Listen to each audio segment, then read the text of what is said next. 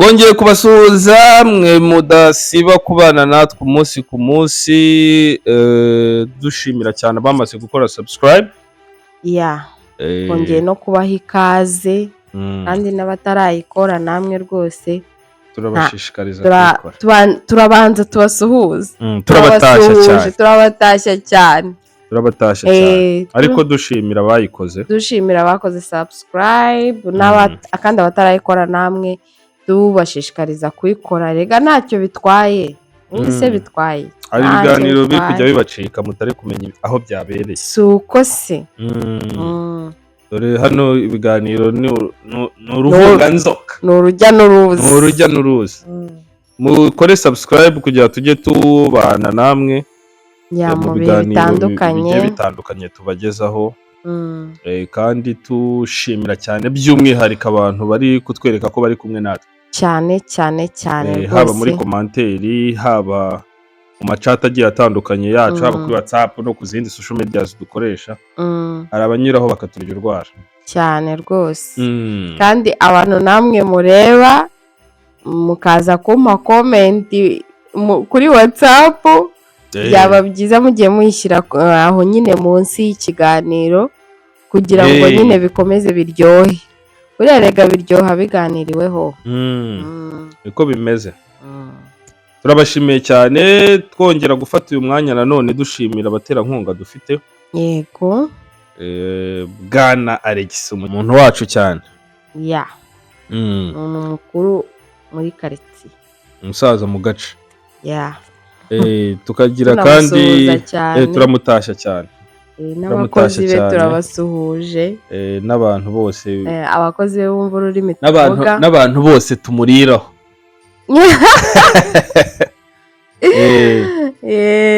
niwe wabaye mu Nyagasani, niko bimeze. muzimarira ku Munyagasani. dushimira cyane nanone undi muterankunga Jeremy cyangwa se James, uzwi cyane kuri James, kagira bottle store nawe aho bita Irawurani. abakunda kujya muri Irawurani ntago bayoberwa kwa James bottle store. ntago abatahazi nabo mushaka uburyo muhamenya, mugereyo mujye muhanywera, dore niho bibera. uyu munsi rero tugarutse mu makuru kuri social media, mu binyamakuru, amakuru kuri murandasi. ni namba 2 kabisa. hari inkuru ya yindi ya Cleophas Barore. iyi ngiyi ni namba 2. iyi ni namba 2. inkuru zihariye imbuga nkoranyambaga. Fata ku mavuta akomeje kubahigika. Fata ku mavuta rwose yanditse izina mu kuvuga, yandika n'izina mu kuburana. Fata ku mavuta, igikombe aragikwiriye. Fata ku mavuta, ni imbuga nkoranyambaga arazifite cyane kabisa, ariko yaburanye ahagaze kabisa, araramye nako.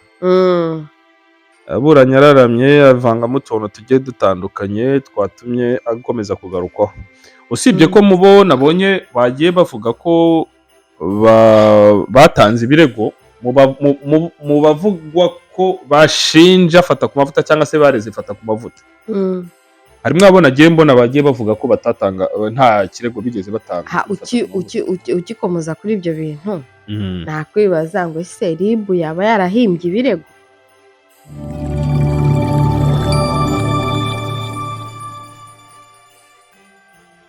nabyo birashoboka, cyangwa se ikagendera ku mubare w'ibyaha yari amaze gukora, ikabishingiraho. bisobanuye ngo RIB yo, kuko RIB wa mugani w'abavuga, RIB ishinzwe nyine gushakira ubutabera na wa wundi utabwisabiye. ni muri urwo rwego. ushobora gusanga rero ariyo mpamvu yifashishije abo ngabo. buriya se ntabwo ari kubanza igakontakita abo igiye kwikorerera umutwaro. wanamugani sinibaza ko yaba yarashyize amazina yabo mu rubanza kandi itarabavugishije. ushobora kuba yarabavugishije. none niba yarabavugishije kuki bavuze ko batareze? none se urumva barareze nyine. RIB y'ubwayo yarabavugishije, yarabaza ati ibi n'ibi. ako kantu ko kubavugisha se kuki batakavuzeho? kimwe nuko ushobora gusanga itarabavugishije, yo igafata umutwaro w'abana b'igihugu nk'inshingano zabo, ibintu nk'ibyo ngibyo. mu bantu bashyizwe mu majwi rero banahakanye kandi ko batigeze ariko byatangijwe na The Ben, ari mu bantu bahakanye mu bavugwaga ko batanze ibirego. The Ben yarabanje arahakana kwanza ku ma social medias yiwe avuga ko nta kirego yigeze atanga kuri Fata ku mavuta muri RIB. Ariko hari umwana w'umwanaliste ese n'umwana n'umugabo nuko afite uruteruto wavuze yuko The Ben ashobora kuba abeshya ko kuko yareze ari we wareze Fata ku mavuta yareze ahubwo wenda akaba atarashatse yuko bigaragara ko yareze cyangwa se akaba ari management ye. Nibyo ngiye kuvuga kuko The Ben ni umuntu munini. The Ben ntabwo akiri we. The Ben ntabwo akiri we wenyine, ntabwo akibayeho kubwe. Hari abantu benshi cyane bamuriraho wa mugani waho twabikoresheje. Hari abantu benshi cyane bamuriraho, harimo abamushora nk'amafaranga yabo nabo bakeneye ko agaruka. Urumva kuba hari umuntu nkafata ku mavuta uri gusenya iryo zina kandi ari ryo nabo bariraho, ushaka gufata uwo mutwaro nk'uwe akajya. Oya no muri iyi minsi ari gusohora indirimbo kandi iyo habaye za skandale indirimbo iyo zisohotse zirarebwa. Icyo nacyo ni ikindi. Ahubwo ikintu nangiye kuvuga nuko wenda tuvuge nk'uruganda rwa Bralirwa, manager warwo hari ibibazo, uruganda urwarwo rubaye hari ikibazo rwagiranye n'undi muntu ukwiwe, manager warwo akajya kurega mu izina ry'uruganda. Ntabwo bavuga ngo manager w'uruganda runaka ngo yareze gutya, ibyo bari bi-person. Ariko iyo ari uruganda rw'urwarwo baravuga bati Bralirwa yareze. Ahubwo ndakeka yuko ari abafana ba Bralirwa bashobora kuba bareze. Nabyo birashoboka. Ariko nanone wabyumva muri iyo sansi ukumva ko na manager wiwe cyangwa se team yiwe cyangwa team yishobora kuba yareze. Abo bantu bose bamuriraho ushobora kuba barareze. Ahubwo we mu kwiregura ashobora kuba yashatse kugaragaza yuko nubwo team ye yareze ariko atari we ku giti cye. Ariko no mu mbabazi yahaye Fata ku mavuta avuga ko ibintu Fata ku mavuta mutangazagaho byamubabaje. Byaramubaye ariko nawe byakubabaza. Avuga ko amagambo nyine aryana ariko ashyize imbere urukundo. Ariko uzi umuntu wototera gukomeza gusengera. Uzi umuntu ukototera akagera no ku babyeyi bawe. Fata ku mavuta yaramuzengereje. Aba yagukorogoshoye mu gisebe. Yaramuzengereje kabisa. Nuko The Ben ari umuntu wenda witurije ariko yaba ari nkundi Nuza Tom Close kera bigeze ari agatipe kitwa DJ Adams kari karamuzengereje. Agasaza ahubwo ngo kari karamuzengereje uri kujye bamuha inuza. Bigeze agasanga muri studio aragakoma. Bakamuha guma bavuga ngo yayinyanganyije ngo ntago bagomba kuyimuha kubera ubwenge yakoresheje. Noneho rero ka DJ Adams byarakariye wagira ngo niko kari butwara igikombe. Karamuzengeza bukeye aragenda amusanga mu kiganiro akarya umunigo. Iyo nkuru yaravuzwe byatari. Rero The Ben nawe nuko ari yiturije ariko umusanga mu kiganiro akamurya umunigo. Ko ari n'igisore yari kujya aterura dimba hasi. Ku itariki 5 Ugushyingo umuhanzi The Ben yandikiye urukiko rw'ibanze rwa Kicukiro ibaruwa ikubiyemo imbabazi yahaye Sengabo Jean Bosco wamamaye nka Fata ku mavuta amusabira kurekurwa. Ibyo yari yabanje no kubivuga kuri Instagram yiwe, yari yabanje kubipostinga. Bamubwira yuko amagambo gusa, bamubwira ko amagambo gusa ngo urukiko rutayafata ngo nk'imbabazi nyine. Urukiko ntabwo rwayashingiraho. Icyo gihe bavugaga ko urukiko rutashingira ku magambo gusa, ahubwo hari ibindi bimenyetso bifatika byerekana yuko yababariye umuntu. Ubwo rero mu bimenyetso bifatika basanze harimo no kwandika.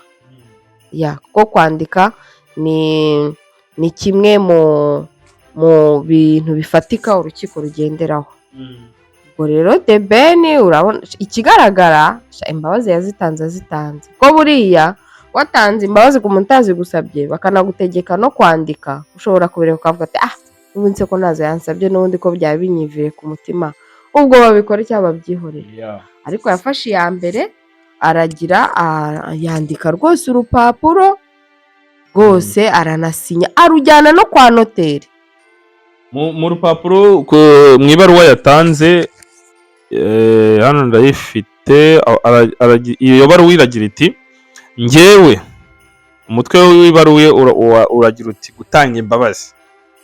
Aragira ati njyewe Mugisha Benjamin alias The Ben, ufite irangamuntu nimero ya ntago turi buyivuge, utuye mu karere ka nako ntago turi bukavuge, ariko gatangizwa na ki kakarangizwa na ro. Umurenge wa nawe reka tuwureke, akagari ka nako reka tukareke, ariko nigi gukomeza. Nandikiye urukiko rw'ibanze rwa Kicukiro ndumenyesha ko ntanze imbabazi ku makosa yankoreye, nkaba nsaba ko Sengabo Jean Bosco yarekurwa.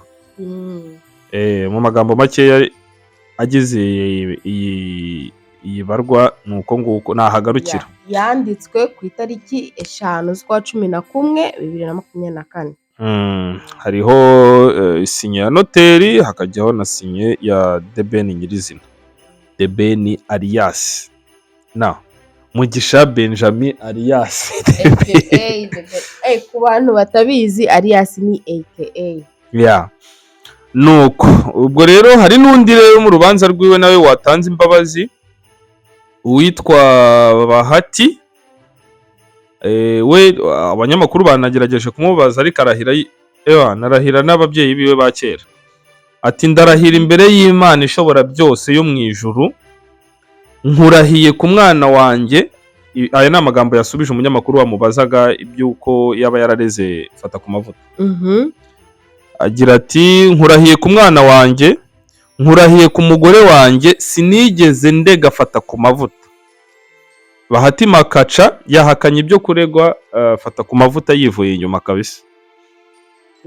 Mu gihe Fata ku Mavuta yari mu rukiko yaburanye ku cyaha cyo gusebya Bahati Makaca, aho yavugaga ko Bahati yashatse umugore kandi ukennye kandi mubi. Kandi wa mugani nta mugore w'umuntu uba mubi. Ubundi rega no mu maso y'Imana nta muntu mubi ubaho.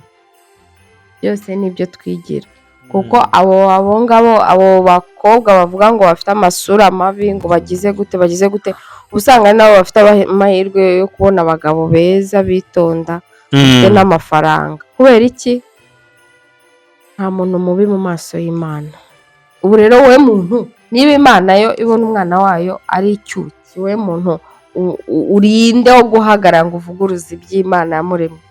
Ni ikibazo. Yes, mu nkuru rero zikomeje kujya no hanze ahangaha ku mbuga nkoranyambaga, hari indi nkuru y'akasamutwe y'umuriro y'umugabo bita Baritazari. Baritazari yabaye Baritazari. Hari n'imbyino yiwe noneho yamuhimbiwe nabonye iri hanze ahangaha. Kuko bari abantu bahimba ziriya ndirimbo ntibandi. Ni imbyino noneho si indirimbo. Byatangiranye na Sapi. Indirimbo ya Sapi. Hakurya indirimbo ya Muhetse. Uyu munsi rero hari imbyino ya Baritazari yitiriwe Baritazari. Baritazari ni umugabo w'umunyagine Equatorial. Akaba ni umugabo wamenyekanye cyane muri iyi minsi, banza ari nk'itatu cyangwa ine ishize, aho bivugwa ko yafashe abagore barenga 400 akabarongora. Ariko noneho iyo uvuze ngo yafashe, uvuze ngo yabikoraga batabishaka. Hoya ni kubwumvikana. Kandi byari kubwumvikana. Ahubwo we icyo yakoze, yafashe amavideo yabo barimo muri ayo mahano yabo, ariko batabyumvikanyeho. Perezida rero Theodora Obianga Ngema Mbasogo yamaze kwirukana Baritazari Ebanga Ngoga mu nshingano ze mu gihe amaze iminsi mike atawe muri yombi. Harya Baritazari ubundi yakoraga hehe? Baritazari yari bura mu Kinyarwanda umuntu yabyita gutera, yari umucungamari, ubundi mu kigo kimeze nka RIB. Yari financial investigation, yari deje wa national wa Guinea Equatorial National Financial Investigation Agency. ubwo n'uvuga ngo ni nk'aho wacungaga nko mu Rwanda ni nk'aho ni deje wari ni deje wa kontabure aho ngaho iyo hajemo financial barimo agafaranga deje wa kontabure ni ishami rishinzwe wenda nk'imishahara y'abakozi n'iki muri ribu ya Guinea Equatorial ibintu nk'ibyo ngibyo. Abagore rero byamenyekanye ko uyu Baritazari yagiye akoreraho ubushakashatsi bakoze n'amaliste yabo harimo n'abagore babikomerezwa niyo mpamvu mu mashusho agaragaza uwo Baritazari aryamana n'abo bagore barenga 400 ariko harimo nka 16 cyangwa 20 muri abo 400 bakomeye mu gihugu abagore b'abantu bakomeye cyangwa se ubwabo bakomeye mu gihugu. Ariko uyu mugabo yari afite n'akabaraga yari akomeye cyane mu bagore rero bavugwa ko bari muri abo 400 bavugwa ko uwo Baritazari yaba yaragiye aryamana nabo abafata amavideo akanabafata amashusho harimo mushiki wa perezida wa Guinea Equatorial, hakaza uwa kabiri bita wari mubyara wa perezida wa Guinea Equatorial siko yakoraga umuzenguruko kuri perezida, hakaza umugore uhagarariye umutekano wa perezida wa Guinea Equatorial, hakaza umugore w'umushinjacyaha mukuru wa Guinea Equatorial, hakaza umugore w'umuyobozi wa polisi y'igihugu cya Guinea Equatorial, hakaza umugore wa murumuna we ayo mugabo karenze, hakaza umugore ushinzwe umutekano we, hakaza amashusho y'abakobwa 15 b'inshuti za mushikiwe, hakaza umugore wa pasiteri waho yasengeraga umugabo kari umwe muri 12 waho yasengeraga, hakaza ku mwanya wa 11 abagore 20 b'abaminisitiri muri Guinea Equatorial, ku mwanya wa 12 hakaza umugore wa nyirarume wari utwite nawe yaramurebarebye, hakaza abasireyi bose ku mwanya wa 13 bo muri Guinea Equatorial bose yarabarongoye, n'abandi ndabona iyi liste ni ndende ntabwo twayivamo, ariko abo ngabo tubashije ni Baritazari kuvuga ngo nabazwe abatazwi rero nabo bari muri abo 400 bahurira mu bubari abo bahurira mu nama abakozi be Baritazari cyakoze yanyemeje nakasa mutwe Baritazari tagatege, noneho ngo buri wese baryamanye yagiye amufata amashusho, ariko ashobora kuba byara uburwayi ari uwo nigeze mbona wafashe aba ari umusiriyo kira ikindi kintu cyanangaje wafashe ifoto yiwe bayihuza n'ishusho ya Yuria wakoze amabara mu Rwanda nawe yitwa Kazungu ngo bose bahuye kuri kane abatabombi ni danje. Ikindi kintu cyantangaje sha n'umugore ngo wari inshuti nyine kwa kundi umuntu aba ari inshuti yawe ari ubitsa amabanga n'iki nawe ngo yamureberagamo arangije nawe amufata amavideo kandi ari inshuti, urumva wajya kure ahubwo buriya nuko batarebye neza harimo neza umugore we nabyo birashoboka yamugiraga se, ariko ubundi kayo makuru yo batayarasheho oya nuko ko basanze afite abagore nta basanze araka video nabonye umugabo baza ati urubatse ufite umugore ngo hoya ngo mfite akagore kamwe ngo mfite akagore kamwe ngo ariko ubundi ndi single ngo ntago nubatse niba kugira ngo ube wubatse ugomba kuba ufite abagore barenze umwe niyo ntazi we nagakubeshya ubwo se urwo ngubwo uri kubaruko erega kubaka no kuba ufite urugo rurano nyine wumva ari nka kwa kundi ushobora kuvuga ati nta mafaranga mfite nifite akanote kamwe gusa k'100 cyangwa se ka 5 naho ubundi nta mafaranga mfite pe n'ubu rwose ejo sinabwira ingaho ndakubwira ngo sinywe inzoga ngo ariko nkwa amarura gusa ni hatari cyane. Amakuru nayo ngayo, amakuru y'imyigaragambyo ndumva turi buze kuyagarukaho by'umwihariko. Turaza kuyagarukaho nyuma tubararikira no kuza kuyakurikira. Amakuru y'imyigaragambyo nayo yabaye akasamutwe. Ejo byarakasamutwe tubanyuriyemo muri make, amasasu yiri wavuga byarinze bigera nijoro, amasasu akivuza ubuhuha. Ngo n'umupaka wa Mozambique na South Africa bawutwitse. Hari naho nabonye ikamyo batwitse nayo iri mbega we. Aya makuru reka tuyabararikire kabisa. Reka tuze kuyavima. Turayagarukaho by'umwihariko tuyabagezeho neza nk'uko twabibasezeranye. Mube muri kumva ibya Baritazari. Baritazari we nakasamutwe. Reka tubashimire cyane. Dukomeza kubashishikariza kandi kugura kwa Alex Bottle Store no kwa James Bottle Store. Rwose mugereyo mugure n'abantu bacu. Mugire ibihe byiza rero, tubifurije guhirwa, mukomeze mwirinde. Numvise cyane incamake nuko uriya Ntuza Venancio yakomeje gushishikariza biriya birara bye kuguma byigaragambye. Ubu rero bashobora kuba bananiwe kubera ko ejo barakoze cyane, bashobora kuba bari bwongere ku mugoroba. Ubwo mwirinde kandi muve mu mihanda hakiri kare. Ciao, Imana ibahe umugisha. Tutarabasezera neza, hari agatangazo nabonye k'ingenzi nako kanyura muri ibi. Agatangazo ariko u Rwanda ndarukunda, mba numva ndugira ideni. Ni ukuvuga ngo ambasade y'u Rwanda yatangaje ko kubera uburyo bwo kugenda bushobora kugorana, kugendagenda cyane ko abenshi bari mu ngo zabo. Yego.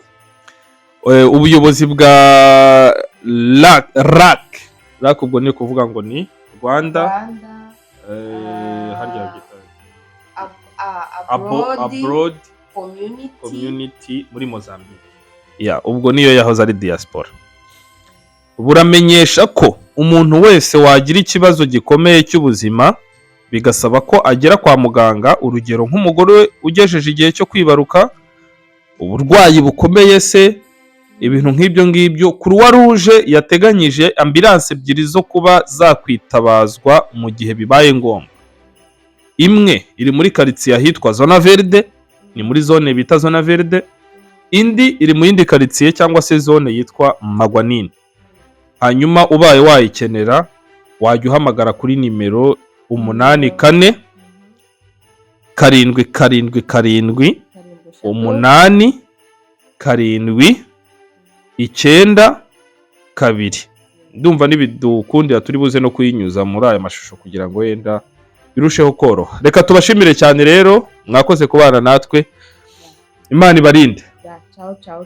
Ciao.